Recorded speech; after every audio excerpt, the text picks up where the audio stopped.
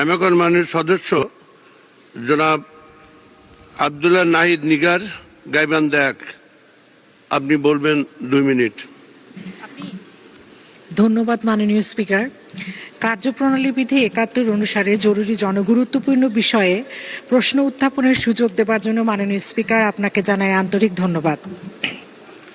উক্ত বিধি অনুসারে আমি স্বাস্থ্য ও পরিবার কল্যাণ মন্ত্রণালয়ের মাননীয় মন্ত্রীর মনোযোগ আকর্ষণ করে একটি নোটিশ জমা দিয়েছি।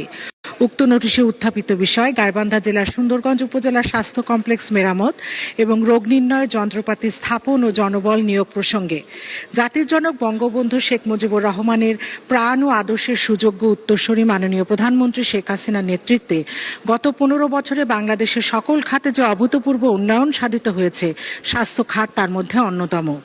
মাননীয় স্পিকার, সুন্দরগঞ্জ উপজেলার স্বাস্থ্য কমপ্লেক্সে প্রতিদিন গড় ২৫০ জন রোগীকে আউটডোরে চিকিৎসা সেবা দেওয়া হচ্ছে এবং ভর্তি হচ্ছে ১০০ জন রোগী।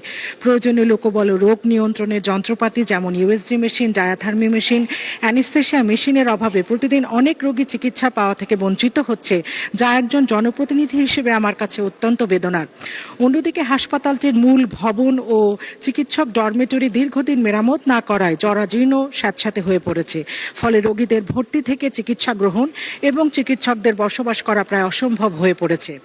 মাননীয় স্পিকার, ৮ লক্ষ জনগণ অধ্যুষিত সুন্দরগঞ্জ উপজেলা স্বাস্থ্য কমপ্লেক্সটিতে চিকিৎসা সেবা দিচ্ছে মাত্র ৮ জন চিকিৎসক, যেখানে প্রয়োজন ১৮ জন চিকিৎসকের।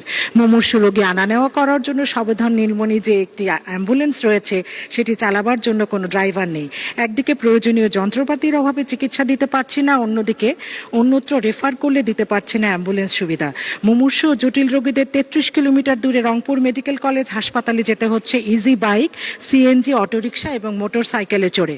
মাননীয় স্পিকার, এই বিষয়গুলোকে যথাযথ গুরুত্ব দিয়ে যত দ্রুত সম্ভব ব্যবস্থা গ্রহণের জন্য আপনার মাধ্যমে মাননীয় মন্ত্রীর কাছে সবিনয়। ধন্যবাদ মাননীয় সদস্য।